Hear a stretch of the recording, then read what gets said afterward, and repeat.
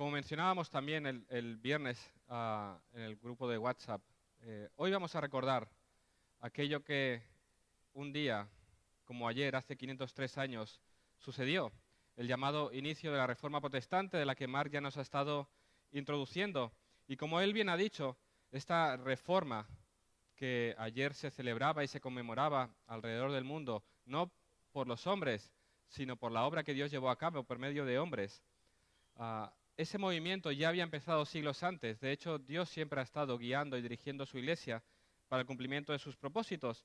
Y es cierto que hacía siglos que estos movimientos ya se iban sucediendo por parte de hombres que levantaban su voz en contra de la herejía en la cual la iglesia estaba sumergida en esa desviación de la verdad del Evangelio. Hacía siglos que se iba denunciando aquella doctrina y práctica contraria a las Escrituras, pero el hecho es que un día eso explotó por medio de aquel documento que un monje agustino, Martín Lutero, redactó y publicó para su debate. Aquel día eso explotó. ¿Qué le motivó a este monje a escribir ese documento? En aquel tiempo, en 1517, el Papa León X autorizó la reducción temporal de castigo por medio de las indulgencias a aquellos que ofrecieran dinero a la iglesia. La iglesia necesitaba dinero para unos tratos suyos, pero también para la construcción de la Basílica de Roma. Así que ellos vendían, este Papa autorizó la venta de estos documentos, estas indulgencias, por medio de las cuales uno podía obtener una reducción del castigo.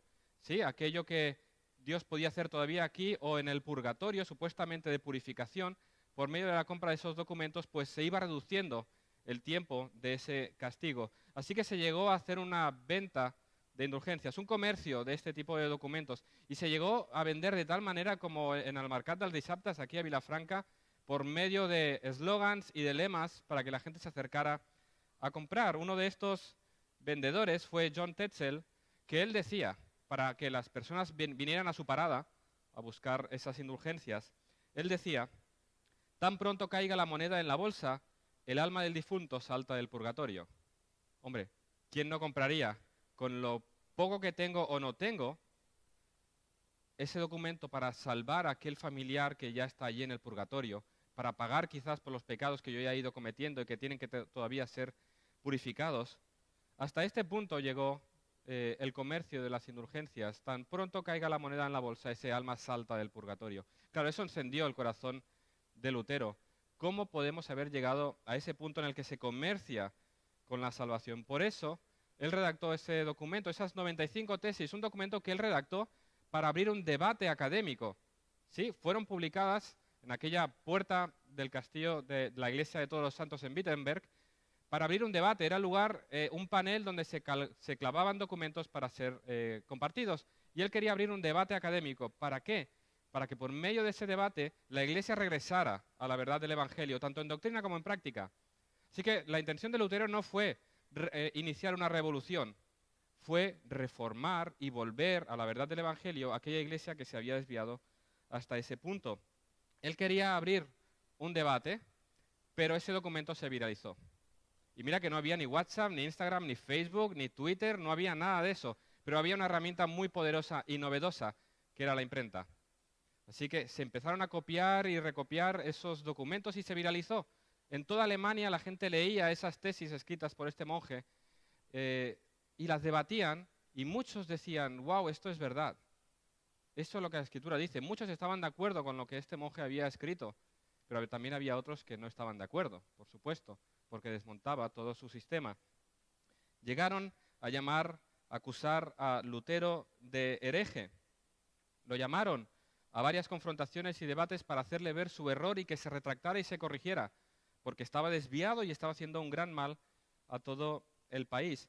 Uno de aquellos que debatió con él, el superstar de la Iglesia Católica, era Johann Eck, quien debatió con Lutero. Era el más serio adversario en contra de ese movimiento iniciado por este monje. Y en uno de esos debates, este Johann Eck llegó al punto de decir que la cuestión que se trata, la cuestión en disputa, tenía que ver con cuál era la autoridad última. ¿Cuál es la autoridad final? ¿Dónde se encuentra la autoridad final? ¿En la Escritura o en el Papa?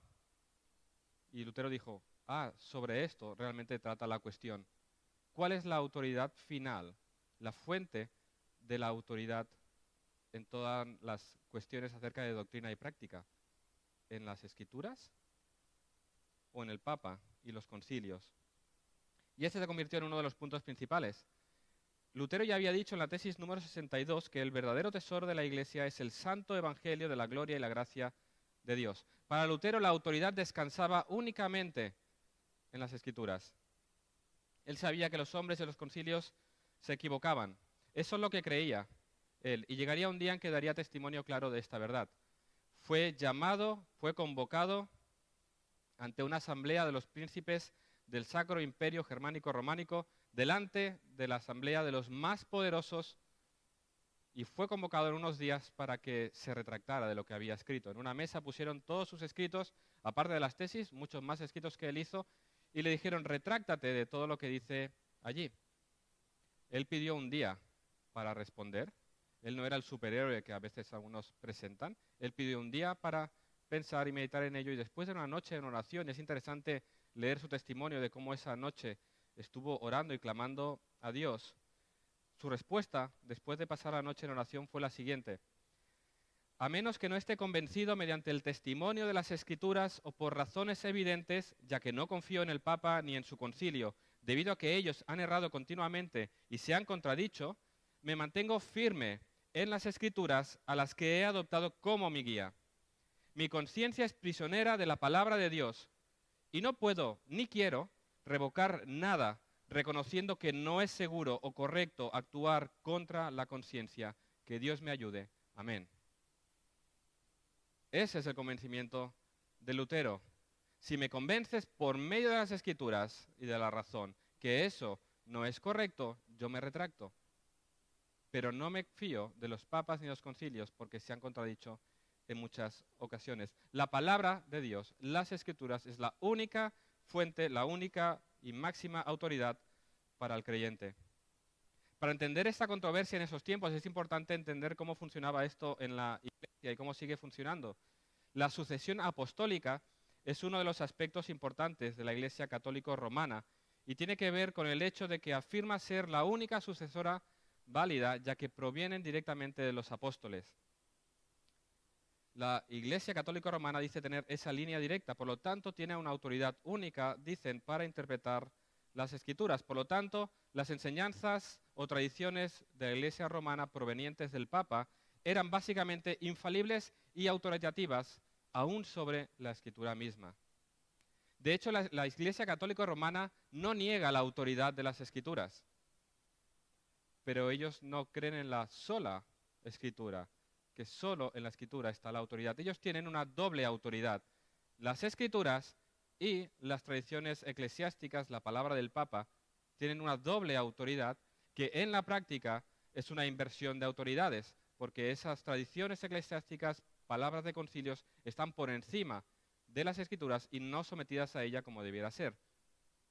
Así que esa era la cuestión. No si las Escrituras eran autoritativas, sino si la autoridad era únicamente de las Escrituras, si ella era la única norma de fe y práctica para la Iglesia. Por eso la voz de los reformadores era la de la sola Escritura. Solo la Escritura es la única norma de fe práctica para el creyente, la máxima autoridad. Cualquier cosa debe ser sometida a la autoridad de la palabra. Y es interesante que volvamos a tratar cuestiones como estas hoy, porque tristemente en algunas iglesias se está volviendo atrás y cuestionando la inerrancia e infalibilidad y autoridad de las Escrituras. Por eso, como decía Mark, la Reforma lleva siglos, continúa hoy y continuará por los siglos, porque debemos seguirnos reformando para vivir conforme a lo que Dios ya ha revelado en su Escritura. Y eso es lo que quiero que veamos esta mañana, este principio de la sola Escritura. Y os pediría que me acompañarais a 2 de Timoteo, capítulo 3. Vamos a leer los versículos 16 y 17. 2 de Timoteo, capítulo 3, versículos 16 y 17.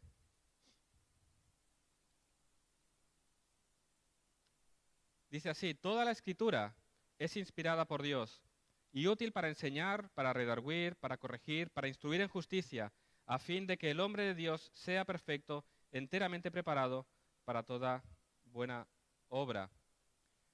Fijaros que los reformadores no inventaron nada, ni trajeron nueva doctrina, simplemente enfatizaron lo que ya se encontraba en las Escrituras, lo que ya se había dicho. Este principio de la sola Escritura era algo que Pablo ya predicaba. Estas palabras en 2 Timoteo son las últimas palabras del apóstol Pablo. Esta carta fue escrita ya desde su última prisión. Cuando lees al principio de esta carta ves que él ya es consciente de que su fin está cerca, quedaba poco para que Dios lo llamara a su presencia. Él era consciente, por lo tanto, esta carta es como su legado, sus últimas palabras. Y tú sabes que las últimas palabras de un hombre son las más importantes. Son aquellas cosas que quieres dejar remarcadas claramente. Aquello que realmente es importante, lo que le quieres dejar a tu familia, a tus hijos, tus últimas palabras son importantes. Así que las últimas palabras de Pablo, aquel que se había dedicado a predicar el Evangelio y a llevarlo a todo el mundo, las últimas palabras, el legado que le deja a Timoteo, su hijo en la fe, aquel a quien le entregaba el testigo para que siguiera la obra, sus últimas palabras, su legado es, persiste en la enseñanza de las Escrituras. La Escritura es inspirada por Dios. Es todo lo que necesitas para llevar a cabo tu tarea. Tu tarea como pastor abarcará un montón de áreas, situaciones diferentes, incluso en tu vida, pero solo en la Escritura tendrás todo, es suficiente para llevar a cabo tu ministerio. Esas son las palabras de Timoteo, el legado que le da. Quiero que descanses en la suficiencia de las Escrituras para que a través de su meditación crezcas para que seas lo que Dios quiere que seas. Ese es lo que quiero que veamos en esta mañana. Descansa, confía en la suficiencia de las Escrituras para toda tu vida y sométete a su enseñanza porque ellas son autoridad sobre ti. Eso es lo que Pablo le dice a Timoteo, que persista en aquello que ha aprendido y que recuerde la suficiencia y autoridad de la palabra, y eso es lo que tú y yo debemos recordar cada día. Y vamos a ver esto a la luz de estos dos versículos. En primer lugar, vamos a ver el primer principio, lo primero que Pablo enfatiza, que es el origen divino de las Escrituras. Dice, toda la Escritura es inspirada por Dios. Quizás algunos hombres te dirán, bueno, la Biblia fue escrita por hombres, como queriendo atacar tu fe. Como diciendo, estás confiando en un libro que han escrito hombres, como muchos otros maestros hay en otras religiones. Van a hacerte ver que tu confianza está en escritos humanos como otros que pueden haber. Y te dicen, este libro está escrito por hombres. Y yo digo, sí, es verdad. Es escrito por hombres. Pablo mismo es un hombre que escribe estas palabras. La Biblia fue escrita por hombres. Decía el pastor Sugel Michelin en un libro que escribió, el cristianismo no se basa en la suposición de tener un libro que cayó del cielo, sino que tenemos en nuestras manos una revelación de Dios escrita por hombres bajo la inspiración del Espíritu Santo. Es cierto, la Biblia fue escrita por hombres, por más de 40 hombres, en un periodo largo de más de 1500 años, y tú lo ves en sus diferentes estilos literarios. Cuando tú ves una carta de Pedro, de Pablo, un libro de profetas, tú ves sus diferentes estilos literarios, ves que ha sido escrito por hombres. Lo increíble de este libro es que a pesar de haber escrito por tal diversidad de hombres en un tiempo tan prolongado, hay una unidad única, hay una coherencia única, imposible para una creación humana. Es un libro escrito por hombres, pero su fuente, su autor, es solo uno y es Dios mismo. Eso es lo que está diciendo Pablo aquí. Aquel que está escribiendo estas palabras está diciendo toda la escritura proviene de Dios, es inspirada por Dios. Ahora, ¿qué significa inspirada por Dios? ¿Qué significa que las Escrituras son inspiradas? Que los autores bíblicos escribieron inspirados por Dios, porque nosotros usamos esa palabra. Hoy estoy inspirado y me ha salido todo muy bien. ¿Es en ese sentido que ellos tuvieron un día tan iluminado que lo que escribieron realmente fue palabra de Dios? ¿O esa inspiración significa, como dice un comentarista, que ellos eran depósitos personales de la verdad divina de manera que podían dispersarla a voluntad? No es así. Porque tenemos, por ejemplo, a Pablo, que escribió otras 2 cartas a los Corintios, lo vemos por el contexto, por lo que él dice en la carta a los Corintios, él escribió 2 cartas más que no están en nuestras Biblias.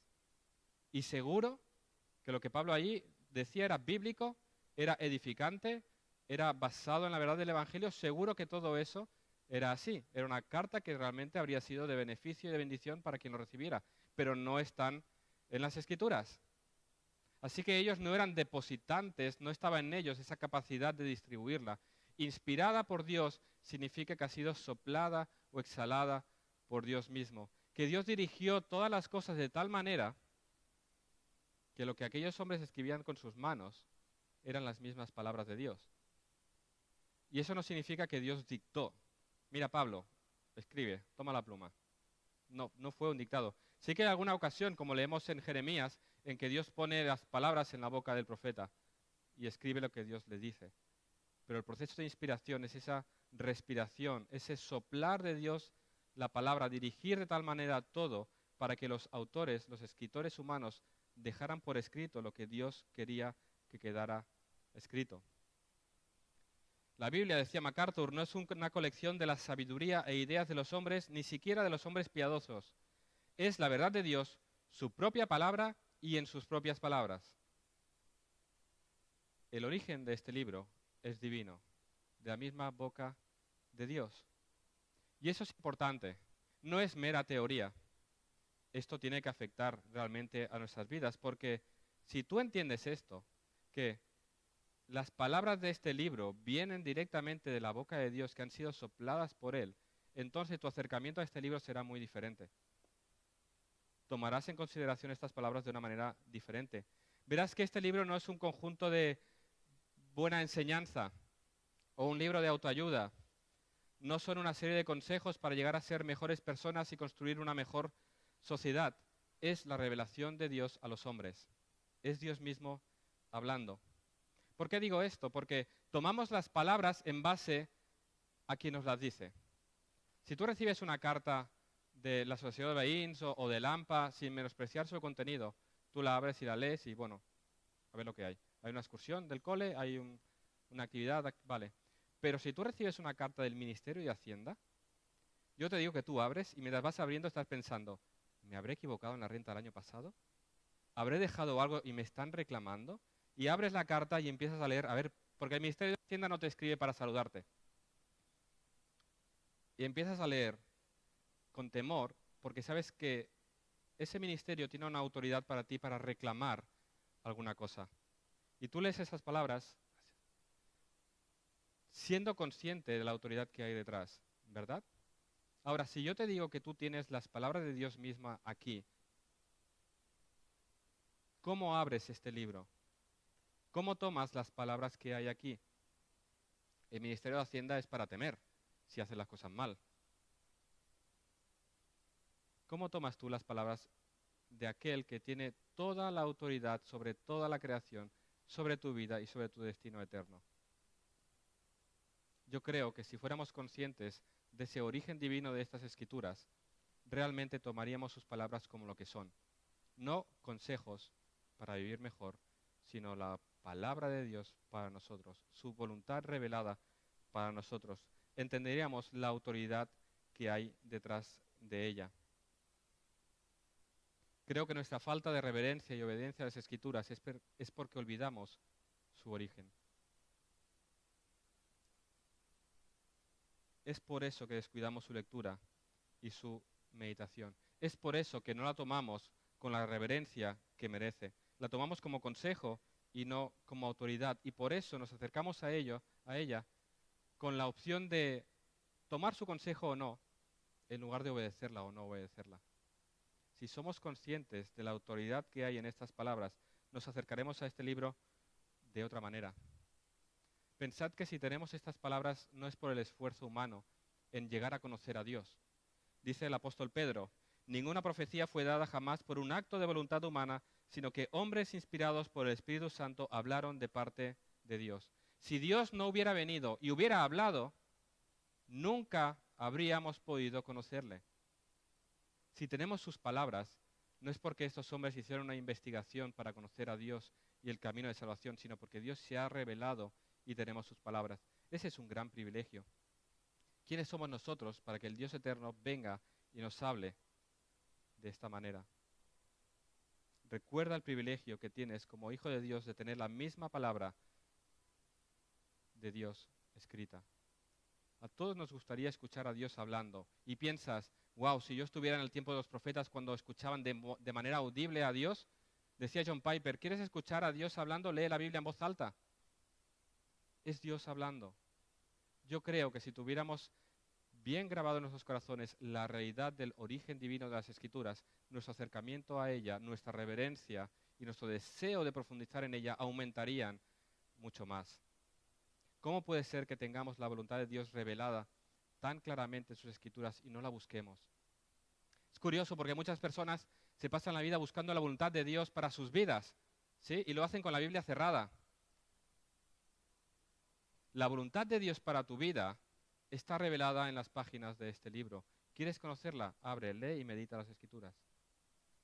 En ella encuentras la voluntad de Dios para tu vida. Piensa en cuán privilegiado eres. Conocemos a Dios por la creación, que nos recuerda que hay un Dios creador, pero conocemos la salvación gracias a que Él se nos ha revelado y nos ha mostrado y explicado cómo podemos ser salvos y recibir esa herencia eterna. Así que como creyentes podemos dar gracias a Dios por su palabra. Seguimos en el texto y vemos que dice que toda la Escritura es inspirada por Dios. ¿Por qué enfatizo esto? Porque un liberal en nuestros tiempos diría, vale, sí, la Biblia tiene un origen divino, sí, la Biblia es la palabra de Dios, pero ¿qué parte de la Biblia es inspirada y qué parte está contaminada por los hombres o es palabra humana?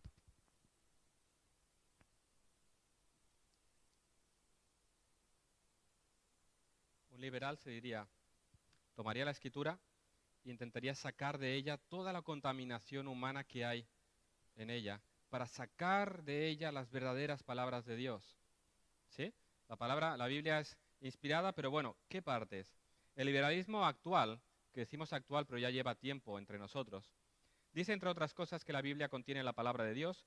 Dice también que las palabras humanas de la Biblia, y leo literal, no son las mismas palabras de Dios, sino que son un testimonio humano falible de las palabras de Dios y por lo tanto son, en cierto sentido, la palabra de Dios para el hombre. En algunos casos afirman literalmente que las palabras de la Biblia se convierten en la palabra de Dios para el hombre en un momento existencial particular cuando ese hombre siente que Dios le habla. ¿Veis lo que es? ¿Verdad que suena feo? La palabra de Dios se convierte en la palabra de Dios cuando yo experimento tal y cual cosa.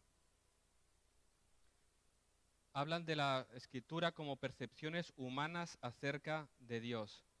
Hablan de ella como de la necesidad de despojar al texto bíblico de las contaminaciones que a lo largo de los siglos se han ido introduciendo. El liberalismo teológico enseña que la Biblia es un medio de la revelación, no la revelación. Es decir, que la revelación depende de la experiencia o interpretación personal de cada individuo. Dicen que la Biblia solo llega a ser la palabra de Dios cuando Dios usa sus palabras para llevar a alguien a Cristo. Dicen, los detalles de la Biblia no son tan importantes como el tener un encuentro con Jesús que cambia la vida. La verdad se convierte así en una experiencia mística. El juez o lo que hace que la Biblia sea la palabra de Dios son mis experiencias. Es lo que yo siento, están diciendo. Eso es un ataque fundamental al fundamento de la Escritura. En el momento en que tú dudas de si la palabra de Dios es la palabra de Dios o contiene la palabra de Dios, o que es necesaria mi experiencia, estás entrando ya en el relativismo y estás llegando al punto en que yo soy la medida para definir qué es verdad y qué no es verdad. Cuando se acercan a la Biblia de esta manera, diciendo que hay partes que son palabra de Dios y otras que no lo son, el hombre se convierte en juez sobre las Escrituras. Y en último término, regresamos al tiempo de la Reforma, en la que el hombre es el juez y el que determina qué es la palabra de Dios, es la última autoridad para todas las cosas. Ese es un error fundamental. ¿Quién es la autoridad última, el hombre o Dios? Cuando tú atacas este principio, destruyes por completo. Todas las demás doctrinas, absolutamente todo, cae cuando tú dudas de la inerrancia, infalibilidad y autoridad de las Escrituras. Así de peligroso es. Dice el apóstol Pablo que toda la Escritura es inspirada por Dios. Y podemos ir a estudiar el griego para entenderlo mejor. Y la palabra toda en el griego tiene el sentido de toda. El griego significa toda. Y si quieres otros sinónimos, pleno, sumo o absoluto. Es decir, la escritura está inspirada en todas sus partes, en todos los tipos de literatura que contiene y en todas las cosas de las cuales habla. El idioma original siempre nos ayuda, ¿verdad?, a entender. Toda la escritura es inspirada por Dios. Toda. Desde el principio hasta el final. Pablo podía tener en mente el Antiguo Testamento. Aquel que vemos tan extraño es inspirado por Dios. Cada uno de los libros del Nuevo Testamento son inspirados por Dios. Toda la escritura plenamente es inspirada. Y esto tiene consecuencias. Como digo, si tú atacas ese principio, cae todo. Si tú crees este principio, tiene consecuencias. En primer lugar, si toda la escritura es inspirada, entonces entendemos que toda la escritura es infalible e inerrable. Es decir, no puede tener error. No puede mentir, porque como Dios no miente, no hay mentira ni falsedad en las escrituras. Podemos confiar plenamente, absolutamente en las palabras de este libro, porque provienen de la boca de aquel que nunca puede mentir. Los papas pueden mentir, y vemos como hoy siguen mintiendo. Los concilios pueden mentir, los libros humanos pueden estar equivocados, los pastores se pueden equivocar, todo el mundo se puede equivocar, pero Dios no se equivoca, ni miente. No hay falsedad en Él. Por lo tanto, podemos confiar plenamente en lo que Él dice en este libro. Entendemos esa inerrancia en los manuscritos originales que eran absolutamente correctos y estamos confiados en que el mismo Dios que exhaló su palabra y la dejó redactada es el mismo que ha guardado sus palabras hasta el día de hoy. Por lo tanto, podemos leer estas palabras. Es la palabra de Dios infalible e inerrante. Es la verdad. Dice Juan 17, Jesús ora al Padre y dice, santifícalos en la verdad. Tu palabra es verdad. No dice tu palabra es verdadera como si la sometieras a una norma superior de verdad. Es verdadera en base a tal principio. No, tu palabra es verdad, es la norma, es lo que define lo que es verdad y lo que no lo es. Es la norma suprema de la verdad.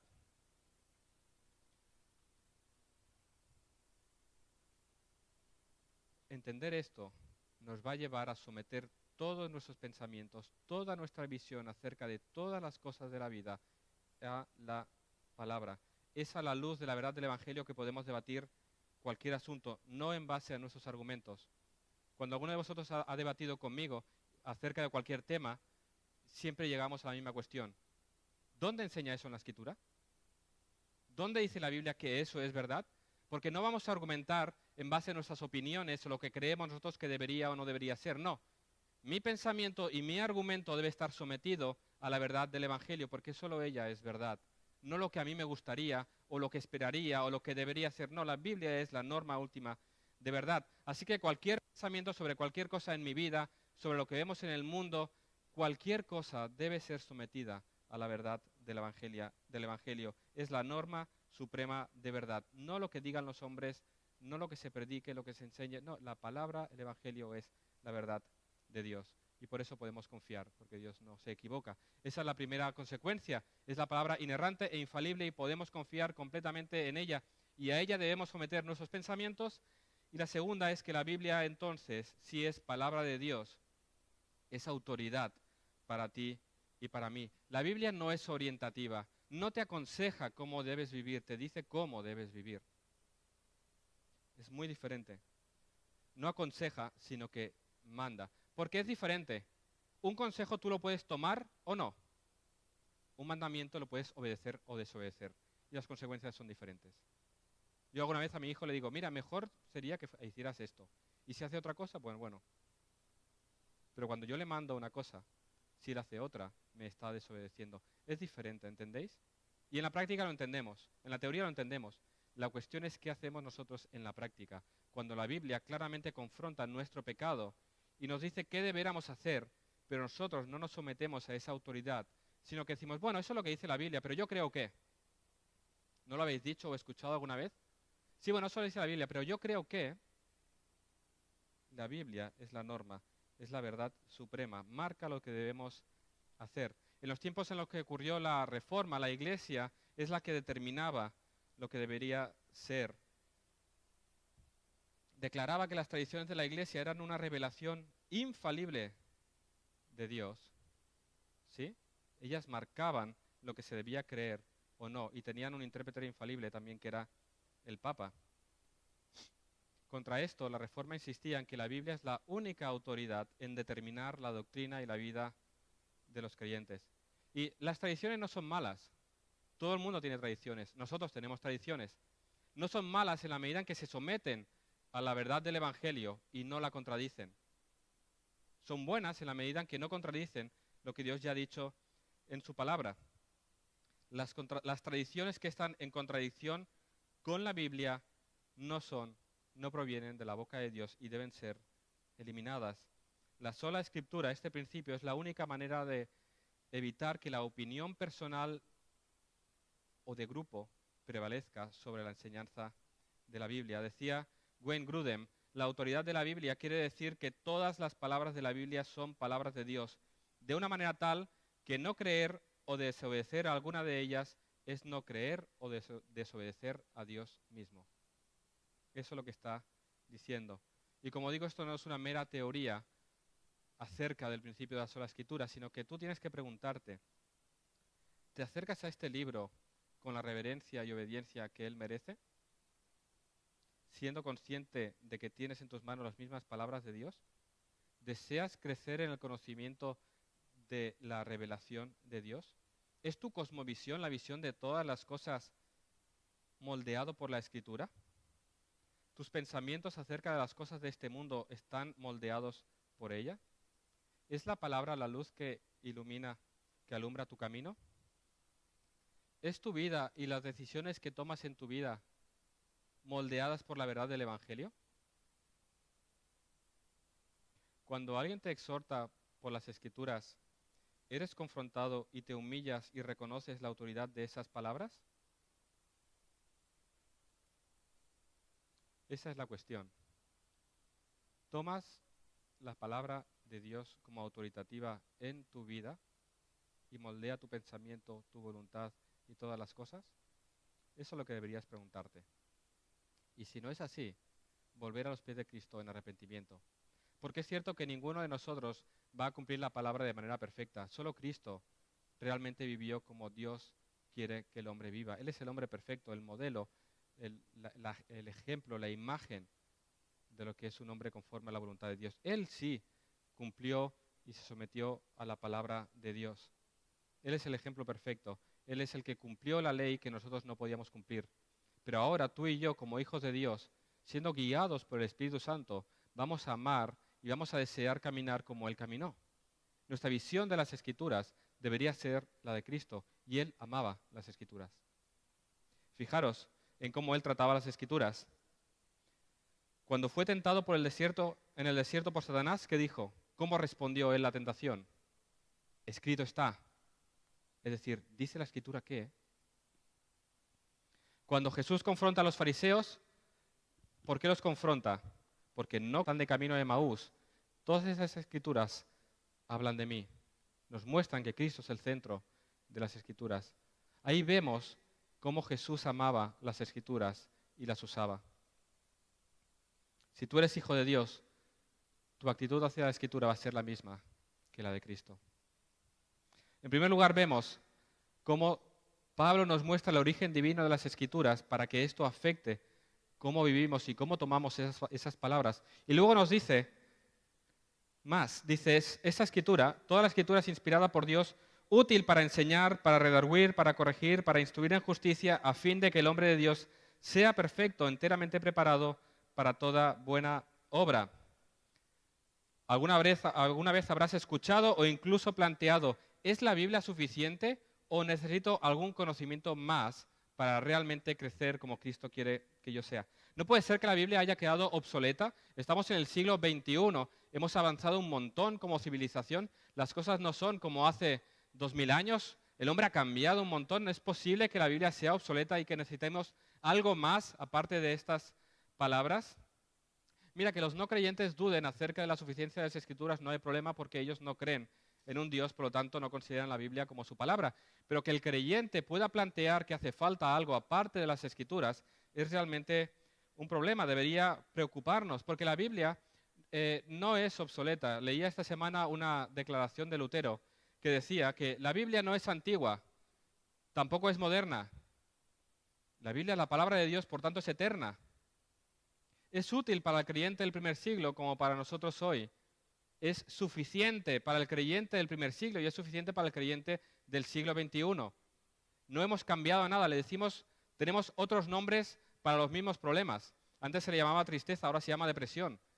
Le decimos de otras maneras para que parezcan más grandes, pero son los mismos. Ellos tenían ansiedad, nosotros también sufrimos de ansiedad. Le podemos llamar de muchas otras maneras, pero el hombre no ha cambiado, seguimos siendo el mismo. Por lo tanto, la palabra de Dios sigue siendo suficiente. No solamente es inspirada, dice Pablo, sino que también es útil, es apropiada, es suficiente para llevar a cabo la obra que Dios se ha propuesto hacer con el hombre. Está todo lo que hace falta. Yo al leer esto pensaba cuando yo tengo que hacer obras en mi casa, cuando tengo que pintar, clavar un cuadro o poner una luz y abro la caja de herramientas, siempre me falta algo. Tengo la costumbre, que un día me quitaré, quizás o no, de prestar herramientas y luego no apuntarme a quién se las he dejado. Entonces me regalan unas luces, las voy a colgar y no tengo el taladro. O tengo el taladro pero no tengo otra. Siempre me falta algo, siempre, que te lo diga mi mujer. Voy a pintar y no está el cubo. ¿Quién lo tenía? Siempre falta algo. Las Escrituras son completas para llevar a cabo la obra que Dios se ha propuesto en nosotros. Está todo lo necesario, es útil, es apropiado. No nos hace falta nada fuera de ella para que pueda Dios llevar a cabo esta obra. Y eso es importante de recordar, porque a veces parece que necesitamos algo más para creer lo que dice la Biblia. Y me indignó, y muchos ya lo sabían, ya lo había compartido alguna vez, aquel libro que luego se hizo película de un niño que decía que el cielo es real. Y no me indignó que lo escribiera, porque sé que es una falsedad. Me indignó el hecho de que cristianos creyeran que el cielo es real porque un niño lo dijo, que había ido allí. ¿Realmente necesitamos una revelación fuera de las Escrituras para creer que Jesús dijo que el cielo era real? ¿Realmente hace falta el testimonio de un niño para creer que el cielo es real? ¿De verdad necesitamos la revelación externa para creer lo que Dios dice? No. En la Escritura está todo revelado. La palabra de Dios es suficiente para ti y para mí. No quiero decir que no sea bueno leer libros fuera de las Escrituras, ese siempre me gusta remarcarlo. Los libros son escritos por maestros que Dios ha dado a la Iglesia para ayudarnos a crecer en el conocimiento de Dios. Y los libros y las confesiones de fe y todos los documentos son buenos en la medida que nos apuntan a la Escritura y nos ayudan a entenderla. ¿Sí? En la medida que nos ayudan a entender y a crecer en el conocimiento de la verdad del Evangelio son buenos. Pero lo que están haciendo es profundizar lo que ya tenemos escrito. No nos dan nada nuevo, nos explican lo que ya está escrito. Para los reformadores, el principio de la sola Escritura significaba que la Biblia era suficiente. Las Escrituras equipan al creyente perfectamente, nos preparan enteramente para que seamos perfectos conforme a la voluntad de Dios, es decir, para ser como Cristo. Y son útiles, dice Pablo, en 4 aspectos: para enseñar, para redarguir, para corregir y para instruir en justicia. Pero antes de este texto, en el versículo 15, le recuerda a Timoteo que también nos hacen sabios para la salvación por la fe que es en Cristo Jesús. Por medio de las Escrituras llegamos a conocer a aquel Salvador prometido por Dios desde el principio, en el cual hay salvación. En las Escrituras podemos llegar a conocer el camino de salvación, podemos llegar a conocer aquel de quien las Escrituras hablan, que es Cristo, el Salvador prometido por Dios para traer salvación y restaurar aquello que el pecado había estropeado. Las Escrituras nos ayudan a crecer, a ser sabios en la salvación, no solamente a ser perdonados de nuestros pecados, sino a experimentar la salvación por completo, nuestra santificación hasta llegar a la presencia de Dios. Son suficientes, nos hacen sabios en la salvación, pero también dice que son útiles para enseñar. Nos dan toda la enseñanza, toda la doctrina que Dios nos da en ella. Nos enseñan cómo vivir como nuestro Dios y Padre quiere que vivamos. Contiene todo el conjunto de doctrina necesaria. Las Escrituras nos guían a la madurez espiritual, a la perfección y gloria en Cristo. En ellas está todo lo que tienes que conocer. Decía el pastor John MacArthur, es imposible creer, entender y seguir lo que ni siquiera se conoce. Es completamente fútil, además de necio, esperar llevar una vida espiritual sin conocer la verdad espiritual. Esta es la enseñanza que leemos, por ejemplo, los profetas en Oseas. Denunciaba a Dios, mi pueblo fue destruido, ¿por qué? Le faltó conocimiento. Sin instrucción bíblica, nunca vas a crecer conforme a Cristo. Vas a enfrentar multitud de problemas. Vas a ser llevado de un lado a otro por doctrinas y enseñanzas de cualquiera que se acerque a ti. Serás como una veleta que depende para donde soplen, irán para un lado o irás para el otro. Encontrarás problemas y no tendrás sabiduría. Es que no vas a crecer conforme a Cristo si tú tienes este libro cerrado. Uy, es que siento que no crezco. Es que siento que me cuesta. Es que, claro, abre la Biblia y léela.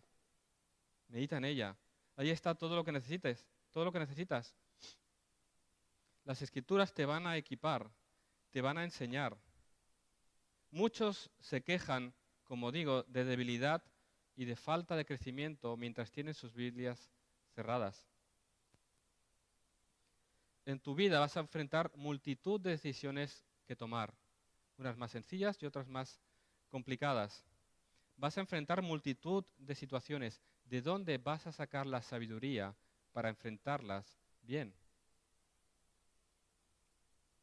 ¿Qué va a aconsejar tu pensamiento para tomar y caminar en esta vida? Profundiza en el conocimiento de las Escrituras. Ellas te harán sabio. Es la mejor tarea en la que te puedes sumergir. Lee la Biblia, medita en ella, estúdiala, serás capacitado. Es así. Si tú quieres ser informático, te tendrás que poner a estudiar informática. No aparecerá la iluminación de repente. Si tú quieres trabajar de cualquier cosa en este mundo, vas a tener que prepararte. Ese conocimiento no aparecerá como de la nada. ¿Quieres ser como Cristo? Si eres hijo de Dios, es así. ¿Cómo vas a hacerlo? ¿Cómo vas a crecer en santidad si no es por medio de la instrucción de las Escrituras que el Espíritu Santo va a grabar bien en tu corazón? Eso es lo que Pablo nos dice. Es útil, es apropiada para enseñarnos. Nos enseñan a vivir, pero también son útiles para redarguir, para convencernos de pecado. En la medida que leas la palabra y te sumerjas, serás confrontado. Seguro que te ha pasado, si eres hijo de Dios, leer las Escrituras y ser confrontado con ellas y decir, wow, eso está mal en mi vida. Hasta ahora he estado desobedeciendo a Dios claramente y tienes convencimiento de pecado y te humillas y lloras delante de Dios por ese pecado. Ese convencimiento te lo ha dado el Espíritu Santo por medio de la palabra que acabas de leer o acabas de escuchar. Las Escrituras son útiles para redarguirnos, para convencernos de pecado. Así lo dice el autor a los Hebreos, porque la palabra de Dios es viva y eficaz y más cortante que toda espada de dos filos y penetra hasta partir el alma y el espíritu, las coyunturas y los tuétanos, y discierne los pensamientos y las intenciones del corazón. Y no hay cosa creada que no sea manifiesta en su presencia. Antes bien, todas las cosas están desnudas y abiertas a los ojos de aquel a quien tenemos que dar cuenta.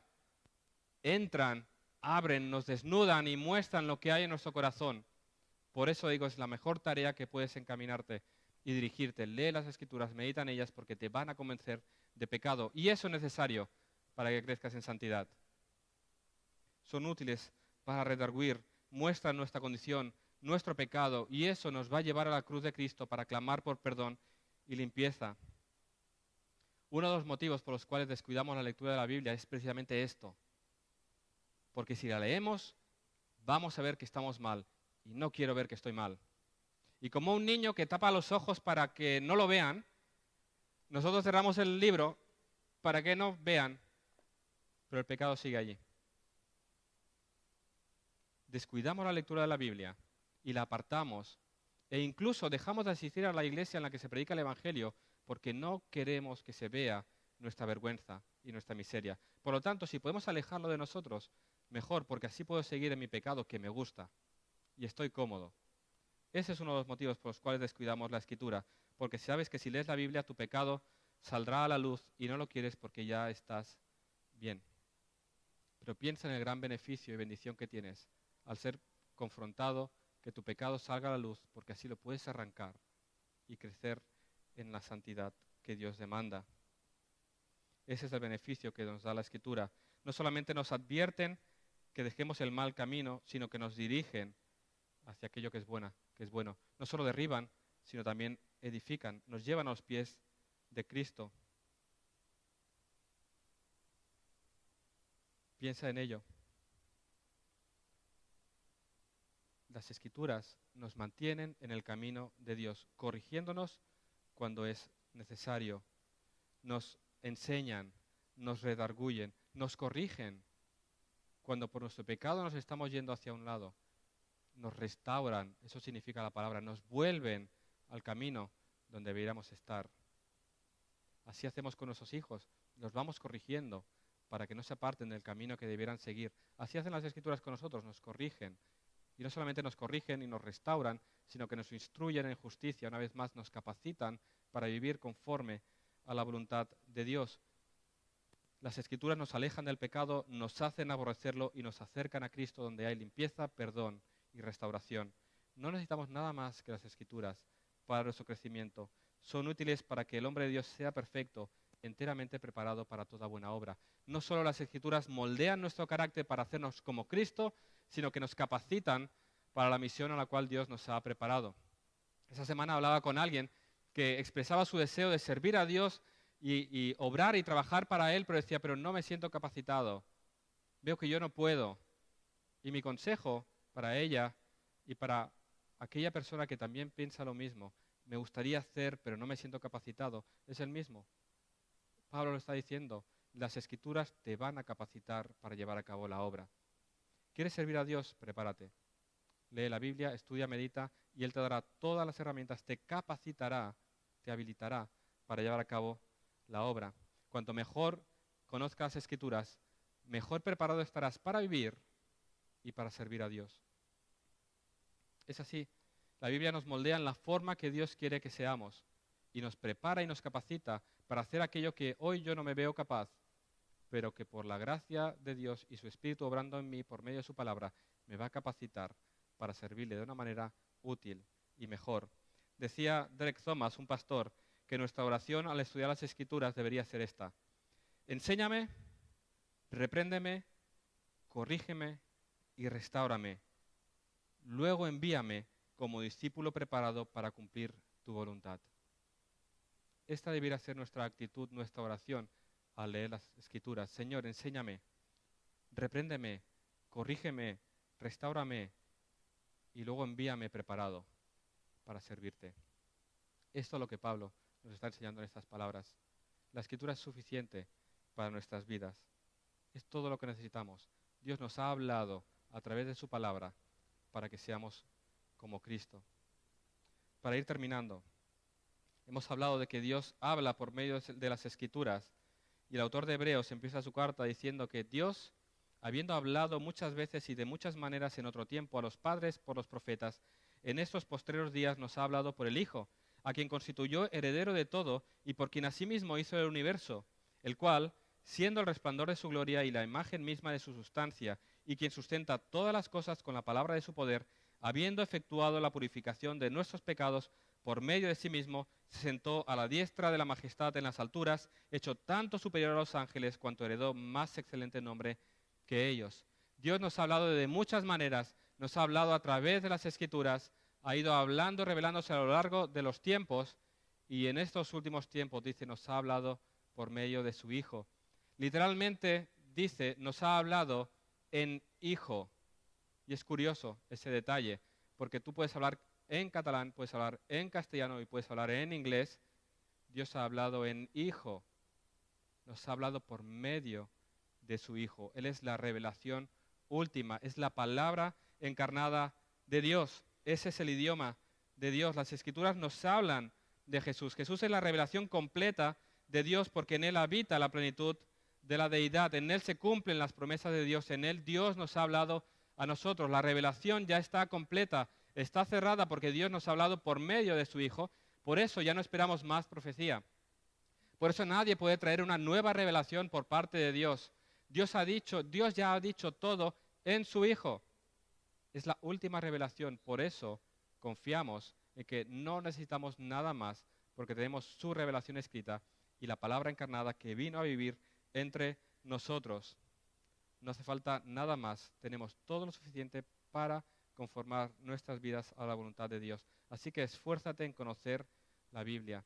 Esfuérzate en conocer a aquel de quien habla la Biblia, que es Cristo. Esfuérzate. Pon fija tus ojos en Cristo, cantábamos antes. Todo lo demás no valdrá nada. Haz como Pablo. Dedícate a no conocer nada más que a Cristo y a este crucificado. Pon tus ojos en Cristo. Busca crecer en su conocimiento para que seas más conformado a Él y puedas ser un instrumento útil en sus manos, y anuncia de Él a todo el mundo para que puedan venir y conocerle. Esa es la misión que tenemos como hijos de Dios. Vive para la gloria de Dios. Crece en su conocimiento, porque de esa manera lo podrás hacer. Vamos a orar. Señor, te damos gracias por tu palabra. Te damos gracias, Señor, porque tú nos has hablado, y si tú no nos hubieras hablado, nunca habríamos llegado a conocerte. Te pido, Señor, que nos hagas más conforme a Cristo, que pongas en nuestro corazón ese deseo de conocerte más y más, ese deseo de ser conformado más y más a ti. Señor, hemos recibido ese gran regalo que es tu revelación escrita.